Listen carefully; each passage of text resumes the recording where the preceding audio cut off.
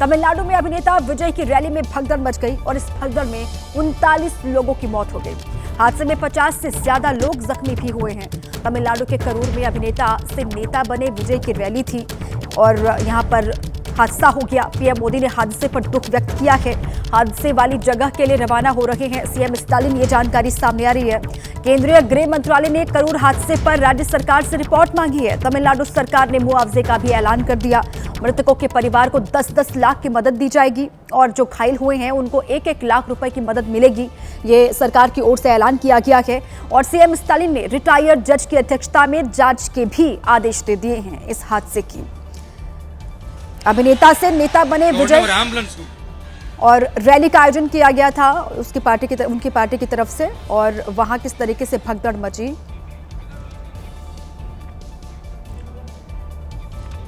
अब आपको तस्वीरें हम दिखाते हैं किस तरीके से वहां पर विजय की रैली जो आयोजित की गई थी उस रैली में बेतहाशा भीड़ इकट्ठा हो गई और उसके बाद ये भगदड़ के हालात वहां पर बन गए। भीड़ होने से बेहोश होते हुए लोग चले गए, जिसके बाद वहां अफरा तफरी का माहौल बन गया और अफरा तफरी के बीच किस तरीके से वहां एम्बुलेंस पहुंची वो तस्वीर भी आप देख रहे हैं। जिसके बाद जो लोग घायल थे उनको अस्पताल ले जाया गया, अस्पताल में उनका इलाज चल रहा है। अभी कहा यह जा रहा है जो मौत का आंकड़ा है वो और बढ़ सकता है। अभी 39 लोगों की मौत की खबर सामने आ रही है और हादसे वाली जगह के लिए सीएम स्टालिन निकले, ये बड़ी जानकारी सामने आ रही है। तमिलनाडु सरकार ने मुआवजे का भी ऐलान किया है। हादसे वाली जो जगह है वहां के लिए मुख्यमंत्री स्टालिन निकल चुके हैं और मृतकों के परिवार को 10-10 लाख मुआवजे का ऐलान किया गया है सरकार की तरफ से। जो घायल हैं उनको 1-1 लाख की मदद दी जाएगी। सीएम स्टालिन ने हादसे की जांच का भी ऐलान किया कि इस पूरे ही हादसे की जांच की जाएगी गहनता के साथ। रिटायर्ड जज की अध्यक्षता में हादसे की जांच होगी और विजय के देर से पहुंचना हादसे की एक वजह है। स्टालिन ने यह भी कहा कि विजय के लिए जो तय समय रखा गया था आने के लिए उससे वो देरी से पहुंचे और भीड़ बढ़ती ही चली गई उनको देखने के लिए। विजय की रैली में मची भगदड़ में कई लोगों के अपने खो गए हैं, जिनकी तलाश में लोग अस्पतालों के लगातार चक्कर लगा रहे हैं।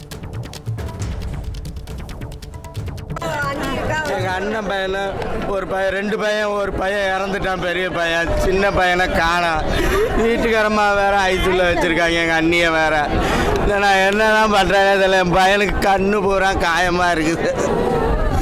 ஆளே இதாகிட்டான். போய் உள்ளே போய் பார்க்காம போனா ये जिस वक्त वहां पर भगदड़ मची उसकी तस्वीर भी आप देख रहे हैं। विजय की रैली जहां पर बहुत बड़ी संख्या में लोग उनको देखने के लिए पहुंचे थे।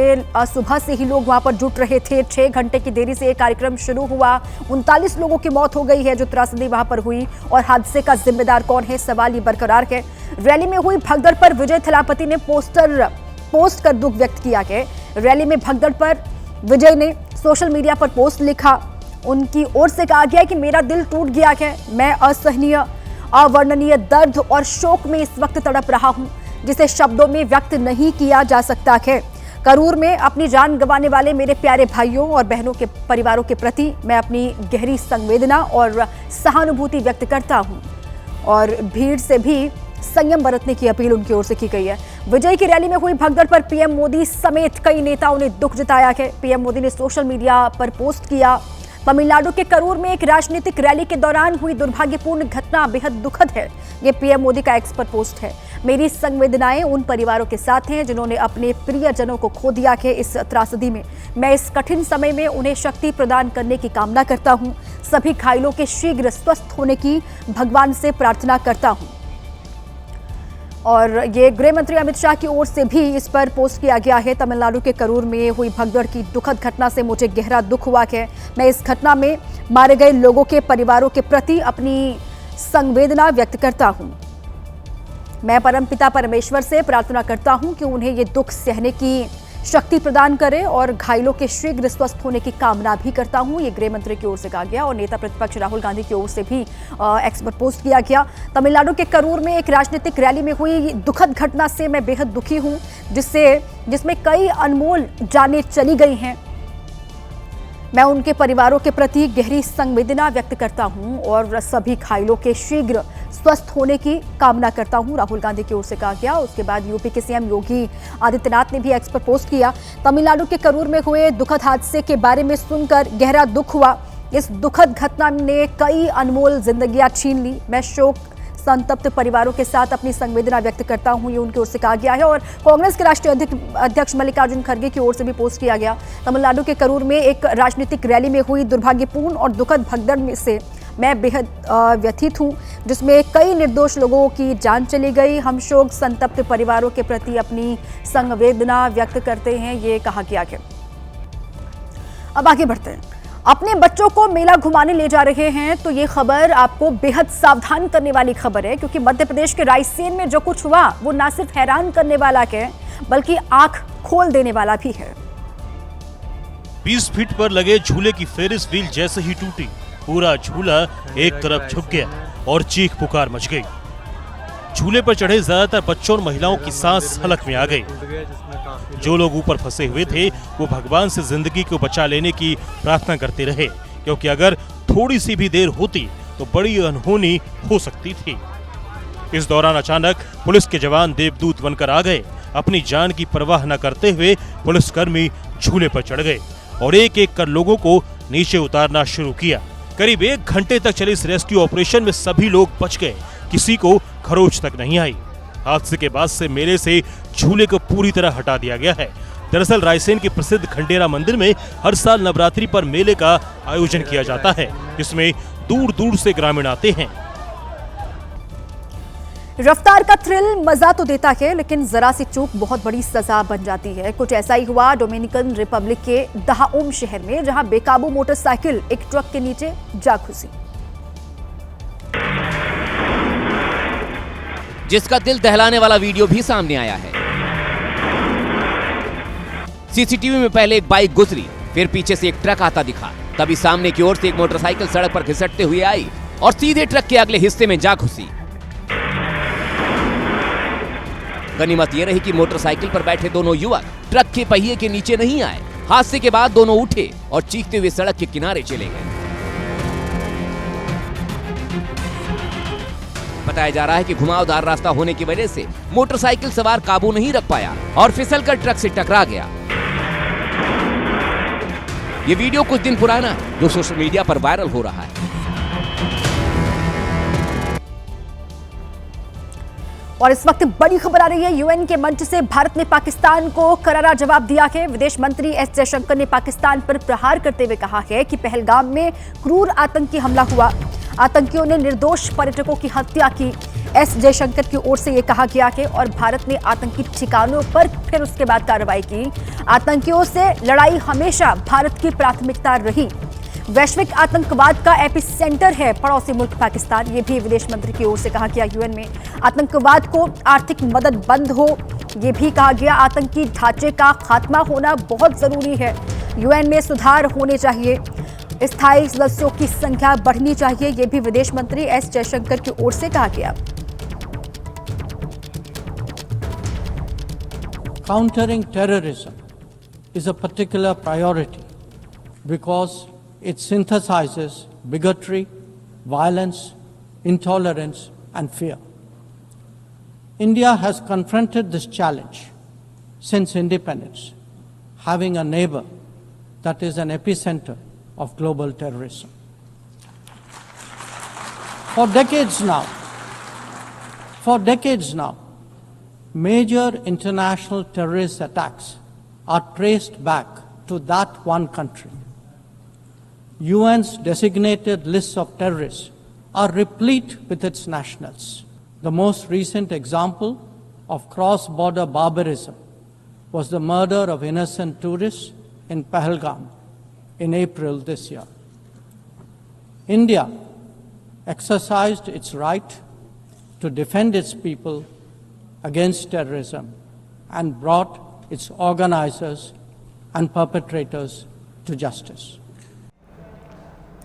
पंजाब का लुधियाना आवारा कुत्तों के आतंक से त्रस्त है। शहर में सिर्फ 2 दिन के भीतर ही 20 से ज्यादा लोगों को आवारा कुत्ते काट चुके हैं। अलग अलग इलाकों से कुत्तों के काटने की डरावनी तस्वीरें सामने आई हैं। 2 छोटे बच्चे खेल रहे थे। एक बच्चा कार के नीचे कुछ ढूंढने लगा, तभी पीछे से आई इस आवारा आफत ने उसके शरीर को अपने जबड़े से जकड़ लिया। बच्चा रोने लगा, चिल्लाने लगा। आवाज सुनकर पास आए इस युवक ने बच्चे को बचा लिया, लेकिन कुत्ता बच्चे की चप्पल लेकर भाग गया। बच्चा वहीं बैठकर रोने लगा। सिर्फ बच्चे ही नहीं, बड़े भी बाहर निकलने से डर रहे हैं। ऐसा क्यों? इसके लिए इस वीडियो को देखें। स्कूटी पर एक फैमिली जा रही थी, तभी एक आवारा कुत्ते ने उन पर अटैक कर दिया। वो तो भला हो कि स्कूटी की स्पीड कम थी, कुत्ते ने चलती स्कूटी पर भी हमला बोल दिया। स्कूटी नीचे गिर गई, कुत्ते ने फिर भी पीछा नहीं छोड़ा। बमुश्किल कुत्तों की ये टोली वहां से भागी। ऐसी कई और तस्वीरें जगह जगह पर हैं, इसलिए सड़क पर चलिए तो बहुत सावधान होकर, क्योंकि कहीं भी ये आफत आपके सामने प्रकट हो सकती है। इस वक्त एक बड़ी खबर यूपी के मुजफ्फरनगर से है। मुजफ्फरनगर में विवादित पोस्टर पर कार्रवाई हुई है। पुलिस ने पोस्टर चस्पा करने वाले 5 लोगों को पकड़ा है। घरों पर विवादित पोस्टर चिपका रहे थे ये लोग, जिन पर एक्शन हुआ है। प्रिंटिंग प्रेस पर भी पुलिस की कार्रवाई हुई है। ये बड़ी खबर मुजफ्फरनगर से है, जहां पर विवादित पोस्टर पर कार्रवाई की है पुलिस ने, और कहा यह जा रहा है कि पोस्टर चस्पा करने वाले 5 लोगों को पकड़ा गया है, जो घरों पर इस तरीके से पोस्टर लगातार चिपका रहे थे। प्रिंटिंग प्रेस पर भी कार्रवाई पुलिस कर सकती है। स्वामी चैतन्यानंद आगरा से गिरफ्तार कर लिया गया है। स्वामी चैतन्यानंद पर छात्राओं से छेड़छाड़ करने का आरोप है। ये बड़ी जानकारी इस वक्त आपको हम दे रहे हैं। स्वामी चैतन्यानंद, जिसको आगरा से गिरफ्तार कर लिया गया, लगातार अलग अलग हिस्सों में छापेमारी पुलिस कर रही थी। अब ये बड़ी खबर सामने आ रही है कि आगरा से गिरफ्तार कर लिया गया है।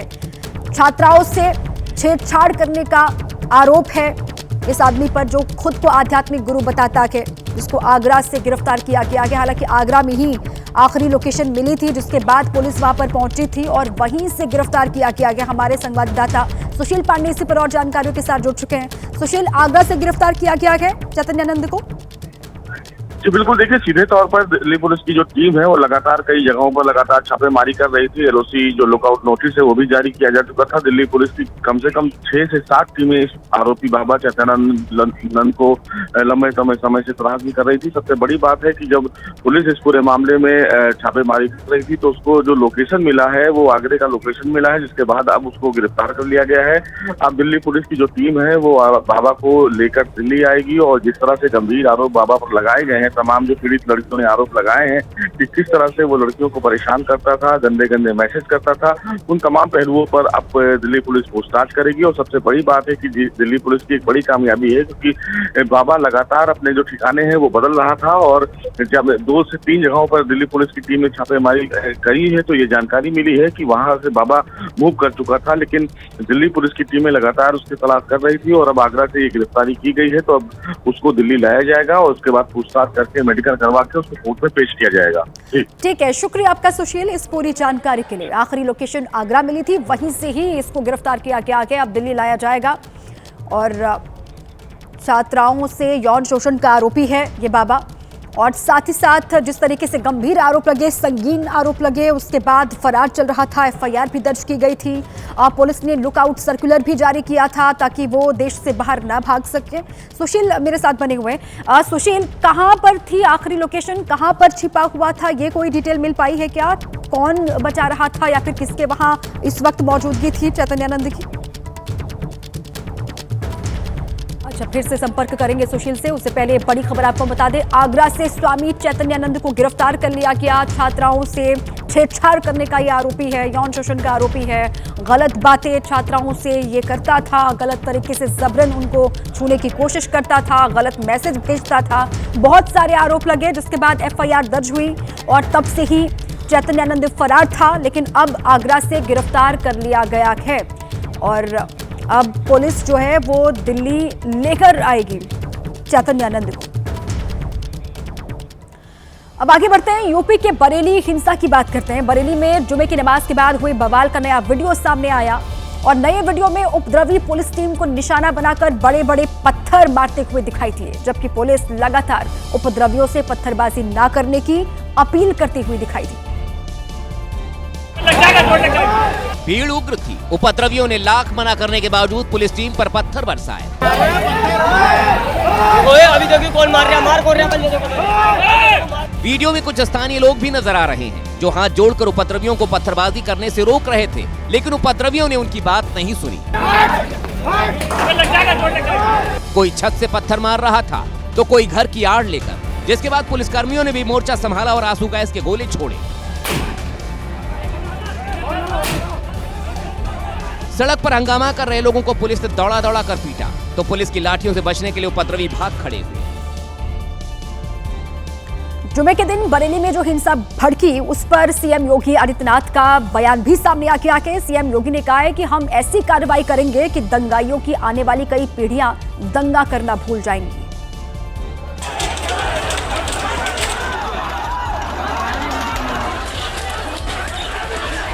बरेली पुलिस दंगाइयों पर सख्त एक्शन ले रही थी कि सीएम योगी आदित्यनाथ के बयान ने बवाल करने वालों के लिए खतरे की घंटी बजा दी। सीएम योगी आदित्यनाथ ने दो टूक कहा कि दंगाइयों को अब कड़ा सबक सिखाएंगे। आपने देखा होगा कल बरेली के अंदर वो मौलाना भूल गया कि शासन किसका है। वो ये मानता था धमकी देंगे और हम जबरदस्ती जाम कर देंगे। हमने कहा जाम नहीं होगा, कर्फ्यू भी नहीं लगेगा, लेकिन कर्फ्यू का सबक तुम्हें ऐसा सिखा देंगे कि तुम्हारी आने वाली पीढ़ी दंगा करना भूल जाएगी। उपद्रवियों को चेतावनी देते हुए सीएम योगी आदित्यनाथ ने साफ किया है कि जो जिस भाषा में समझेगा उसी भाषा में समझाया जाएगा। 17 के बाद हमने कर्फ्यू भी नहीं लगने दिया, लेकिन ऐसे बैरियर को चुन चुन करके वे जिस प्रकार की भाषा को समझते थे उस प्रकार की भाषा से उनको समझा करके उसको उसकी सजा दिलाने का काम भी किया है। सीएम योगी आदित्यनाथ ने कहा कि उत्तर प्रदेश के विकास में कोई दंगाई बाधा नहीं बन सकता। बरेली पुलिस दंगाइयों पर सख्त एक्शन लगातार ले रही है। तो जैसे जैसे पुलिस की जांच आगे बढ़ रही है, बरेली हिंसा को लेकर नए नए खुलासे लगातार हो रहे हैं। सूत्रों के हवाले से जो जानकारी मिली है उसके मुताबिक आपको बताएं कि बरेली में हिंसा की प्लानिंग पिछले 5 दिनों से चल रही थी। जुमे की नमाज के बाद हंगामा करने का पूरा प्लान पहले से ही तय था और आई लव मोहम्मद वाले पोस्टर लेकर लोगों से सड़क पर उतरने के लिए कहा गया था। लेकिन बरेली हिंसा के बाद उपद्रवियों पर अब एनएसए लगाने की तैयारी भी चल रही है। ये भी आपको हम बता दें, अब तक 39 लोगों को हिरासत में लिया गया है, जबकि 8 उपद्रवी गिरफ्तार किए जा चुके हैं। अभी तक फरार लोगों को पकड़ने के लिए पुलिस अब अलग अलग हिस्सों में लगातार छापेमारी कर रही है। बरेली हिंसा के बाद योगी सरकार बेहद गुस्से में है। तो शुक्रवार को जिस तरह की कार्रवाई बरेली पुलिस ने उपद्रवियों पर की उसकी देश भर में चर्चा हो रही है। सोशल मीडिया पर कई लोग तो आई लव मोहम्मद और आई लव यूपी पुलिस अब लगातार लिख रहे हैं। राजधानी लखनऊ की सड़कों पर सीएम योगी आदित्यनाथ की फोटो के साथ बुलडोजर की तस्वीर वाले पोस्टर लगाए गए हैं, जिसमें बड़े अक्षरों में लिखा गया है I love Yogi Adityanath, I love bulldozer. इस पोस्टर के माध्यम से एक जवाब देने का प्रयास भी किया जा रहा है कि बुलडोजर प्रिय है मुख्यमंत्री योगी आदित्यनाथ। अपना प्रेम दिखाते हुए इस घटना का जवाब देने का भी प्रयास किया गया है। समतामूलक चौराहे के साथ साथ लखनऊ के कई चौराहे पर ऐसे पोस्टर लगाए गए हैं, जिसकी वजह से अब सियासत भी गरमाने लगी है। वहीं बरेली में हुई हिंसा के बाद इत्तेहाद मिल्लत काउंसिल के प्रमुख मौलाना तौकीर रजा ने एक वीडियो जारी करके फिर से भड़काऊ बयान दिया गया। हालांकि बाद में उन्हें गिरफ्तार कर लिया गया। गिरफ्तारी से पहले देर रात मौलाना तौकीर रजा ने भड़काऊ वीडियो जारी कर कहा, मुझे भी अतीक अशरफ की तरह गोली मार दो। मैं तो कहता हूँ जैसे गोली मार दी तुमने अतीक और अशरफ को, ऐसे मुझे गोली मार दो। नामूस रिसालत के नाम पर हम जान देने को तैयार है, हमें कोई दिक्कत नहीं। एक तरफा कार्रवाई ये नाकाबिले बर्दाश्त है। इसको हुकूमत को इस पे गौर करना चाहिए कि क्या मुसलमानों के साथ ये रवैया बरकरार रखा जाएगा, क्योंकि मौलाना तौकीर रजा ने ही 19 सितंबर को आई लव मोहम्मद जुलूस निकालने का ऐलान किया था। इसके बाद पुलिस ने मौलाना तौकीर रजा को मुख्य आरोपी बनाया और गिरफ्तार करके जेल भेज दिया है। टोटल अभी तक 7 FIRs हैं, जिनमें मौलाना तौकीर रजा का नाम प्रकाश में आया है और हम लोग ये इन्वेस्टिगेशन में भी इसको पार्ट बनाएंगे। पुलिस के एक्शन से उपद्रवी डरे हुए हैं, तो वहीं मुस्लिम धर्मगुरु पुलिस की कार्रवाई का विरोध भी कर रहे हैं। मुस्लिम धर्मगुरुओं का कहना है कि पुलिस को लाठीचार्ज नहीं करना चाहिए था। और जिस तरीके से मुसलमानों पर लाठियां चार्ज की गई, मैं ये डिमांड करता हूं कि जिन पुलिस वालों ने ये लाठीचार्ज की है उन पर कार्रवाई की जाए। उत्तराखंड में पटवारी पेपर लीक मामले पर धामी सरकार बैकफुट पर है, क्योंकि अभ्यर्थी लगातार देहरादून की सड़कों पर प्रदर्शन कर रहे हैं और अपनी मांगों को लेकर वो अड़े हुए हैं। इसलिए मामले की जांच शुरू करने से पहले ही सरकार को 2 दिन में ही अपना निर्णय बदलना पड़ा है।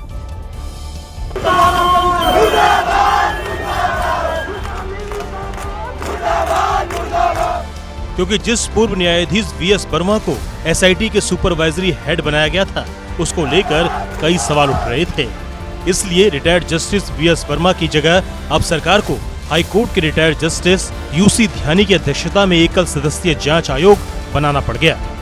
जस्टिस वर्मा पर इसलिए सवाल उठ रहे थे कि वो इस समय सरकार की ओर से गठित समर्पित आयोग के अध्यक्ष होने के कारण सरकार की पेरोल पर हैं। 2014 में रिटायर होने के बाद राज्य उपभोक्ता फोरम के चेयरमैन रहे हैं। राज्य पुलिस शिकायत प्राधिकरण के भी चेयरमैन थे। पंचायतों में ओबीसी आरक्षण के लिए गठित आयोग के अध्यक्ष रहे हैं। शहरी निकायों में ओबीसी आरक्षण के लिए गठित समर्पित आयोग के चेयरमैन हैं, जिनका कार्यकाल अगले साल 28 फरवरी तक है। इसलिए आंदोलनकारी युवाओं ने निष्पक्ष जांच को लेकर सवाल खड़े कर दिए थे। इन खबरों के बीच जस्टिस वी.एस. वर्मा ने इस कार्य को करने में असमर्थता जताई थी, जिसे एक मैनेजमेंट के तौर पर देखा जा रहा है। वहीं जहां एक और धामी सरकार इस मामले की सीबीआई जांच से बच रही है, तो वहीं बीजेपी के लोग ही दबी जुबान में सीबीआई जांच का समर्थन कर रहे हैं। मुख्यमंत्री जी को इन सब बालकों को आश्वासन देना चाहिए कि हम सीबीआई जांच इसमें कराएंगे। मैं समझता हूं कि जब ये भावना, एक फीलिंग आज हर जगह जगह हर जिलों में मुख्य केंद्रों पर आज जिस तरह की युवाओं में गुस्सा है, मैं कहूँगा, या जिस तरह से वो आक्रोशित हैं, तो सीबीआई जांच कराने में कोई दिक्कत नहीं होना चाहिए। सितंबर का महीना खत्म होने को है, लेकिन सैलाब का कहर अब भी लगातार जारी है। हैदराबाद में भारी बारिश के बाद हिमायत सागर और उस्मान सागर जलाशयों के गेट खोले गए, तो मूसी नदी उफान पर आ गई है। सड़क सैलाबमय हो गई है और नदी के किनारे बसे तमाम घर पानी पानी हो गए। रास्तों पर दरिया बह निकला, जिसे पार करने के लिए लोगों को रस्सी का सहारा लेना पड़ रहा है। एलिवेटेड मेट्रो लाइन के नीचे तो कुछ ऐसा लगा जैसे नदी रास्ता बदलकर सड़क पर पहुंच गई हो। नतीजा, ट्रैफिक ठप हो गया और जिंदगी लाचार। दरअसल हिमायत सागर और उस्मान सागर जलाशय के गेट खोले गए तो पानी शोर मचाता हुआ आगे बढ़ा और सामने जो कुछ भी आया उसे डुबो दिया। घर डूब गए, घर में रखा सामान डूब गया और साथ ही कितनी आंखें आंसुओं की सैलाब में डूब गईं। मेरे को छोटे छोटे 7 बच्चियां हैं, मैं कहाँ रहूं जाके। इलाके में हर तरफ पानी है, लेकिन पीने के लिए एक बूंद पानी नहीं, खाने की तो बात छोड़िए। ऐसे में लोगों के सामने घर छोड़कर दूसरी जगह जाने के अलावा कोई चारा नहीं है। तमाम लोग सैलाब के बीच घर से सामान निकालते हुए नजर आए। मूसा नदी ने रौद्र रूप धारण किया तो किनारे पर खड़ी कई गाड़ियां सैलाब के साथ बह गईं। इस देश में जितनी सड़कें नहीं हैं, उससे ज्यादा गड्ढे हैं और इन्हीं गड्ढों में गिरकर आए दिन कई लोगों की जान चली जाती है। बेंगलुरु की सड़कों पर गड्ढों की समस्या से तंग आ चुके नागरिकों ने एक अनोखा विरोध प्रदर्शन किया कि बाकायदा पुजारी को बुलाया गया। वैदिक मंत्रोच्चार के साथ गड्ढों की पूजा शुरू हुई। गड्ढों को फूल मालाओं से सजाया गया। यही नहीं, पवित्र हवन कुंड में आहुतियां भी दी गईं और गड्ढों से आम नागरिकों की जान बख्शने की प्रार्थना भी की गई। स्थानीय लोगों का दावा है कि वैसे तो बेंगलुरु को आईटी सिटी कहा जाता है, लेकिन इन दिनों ये गड्ढा सिटी के तौर पर फेमस हो चुका है। हालांकि सरकार का दावा है कि अब तक 7,000 से ज्यादा गड्ढे भरे जा चुके हैं, लेकिन लगता है ये काम सिर्फ कागजों पर ही हुआ है, क्योंकि जमीनी हकीकत तो आपके सामने दिख रही है।